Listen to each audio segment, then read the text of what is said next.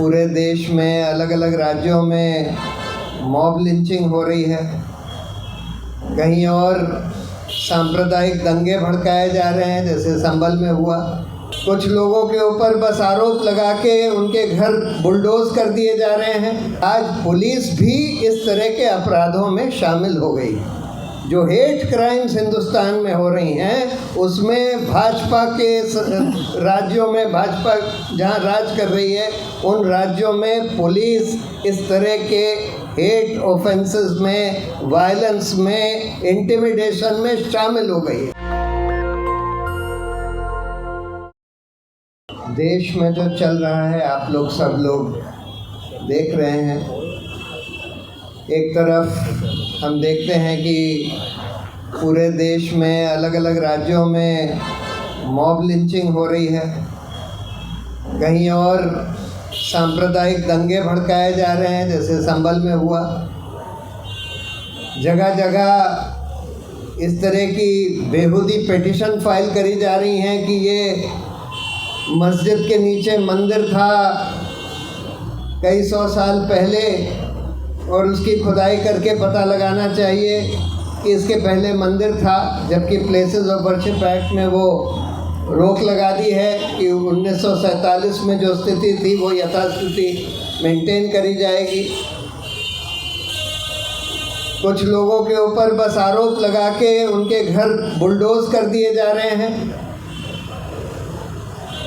लेकिन इन लोगों को पकड़ने के बजाय, यानी जो लोग परपेट्रेटर्स हैं इस तरह के घिनौने अपराध के, जो सड़क पर लोगों को लिंच कर देते हैं, जो बुलडोज़र चलाकर लोगों के घर ध्वस्त कर देते हैं, जो इस तरह के सांप्रदायिक दंगे भड़का रहे हैं, जो भड़काऊ भाषण दे रहे हैं, यति नरसिंहानंद जैसे लोग, उन लोगों के खिलाफ कोई एक्शन होने के बजाय हम देख रहे हैं कि जगह जगह पुलिस, खासकर उन राज्यों में जहां भाजपा का राज है, पुलिस जो है उन लोगों के खिलाफ FIR रजिस्टर कर रही है जो उसको उजागर कर रहे हैं, जैसे नदीम खान।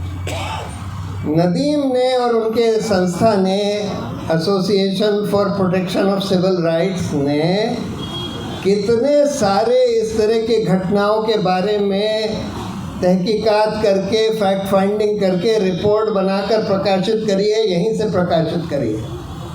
आज वो शायद सिविल लिबर्टीज़ के स्पेस में सबसे मुस्तैद और सबसे इफ़ेक्टिव कैंपेनर हैं सिविल लिबर्टीज़ के इस देश में। लेकिन आज उनके खिलाफ FIR, जो सबसे बढ़िया, और इसलिए FIR, जैसे आपको बताया कि उस FIR को आप पढ़ लीजिए, कोई उसमें क्राइम नहीं है। अगर आप उसको हूबहू मान लीजिए तो उसमें कोई क्राइम नहीं बनती। यानी कि आप अगर उजागर कर रहे हैं किसी हेट स्पीचेस की, मॉब लिंचिंग की, इस तरह के क्राइम्स की, तो उसको उजागर करना किसी तरह का भी अपराध नहीं बनता। लेकिन फिर भी FIR रजिस्टर करी गई, फिर भी पुलिस 4 घंटे में पहुंच गई वहां बंगलौर में अरेस्ट करने के लिए। तो ये सीधा दिखाता है कि आज पुलिस भी इस तरह के अपराधों में शामिल हो गई। जो हेट क्राइम्स हिंदुस्तान में हो रही हैं, उसमें भाजपा के राज्यों में, भाजपा जहां राज कर रही है, उन राज्यों में पुलिस इस तरह के हेट ऑफेंसेस में, वायलेंस में, इंटिमिडेशन में शामिल हो गई है। और मेरा ये मानना है कि इन पुलिस ऑफिसर्स के खिलाफ, जिन पुलिस ऑफिसर्स ने इस तरह की FIR रजिस्टर करी है, उनके खिलाफ बहुत सख्त कार्रवाई होनी चाहिए। और ये अनफॉर्चुनेट है कि आज हमारे देश की अदालतें ये देख रही हैं, लेकिन ये आदेश नहीं दे रही। कभी कभी रिलीफ देती हैं, बेल देती हैं, कभी कभी कुछ वॉश भी कर देती हैं केसेस को, लेकिन जिन लोगों ने झूठे केस बनाए, चलाए, लोगों को अरेस्ट किया, उन पुलिस ऑफिसर्स के खिलाफ कोई एक्शन अभी नहीं हो रहा। और ये होना बहुत ज़रूरी है, क्योंकि इस तरह का जो इंटिमिडेशन है, दादागिरी है पुलिस के द्वारा, ये तभी रुक पाएगी अगर इन पुलिस अफसरों के खिलाफ कोई एक्शन होगा।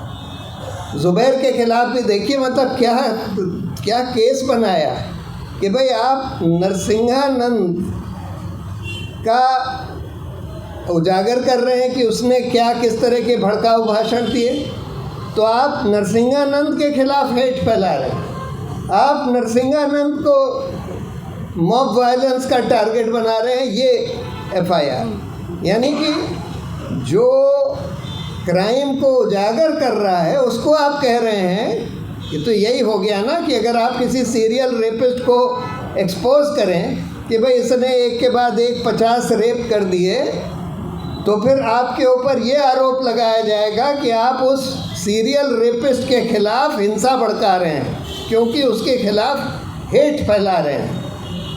यानी देश या हमारे देश की व्यवस्था इस हद तक पहुंच गई है कि इस तरह के पुलिस ऑफिसर्स के खिलाफ कोई एक्शन नहीं हो रहा।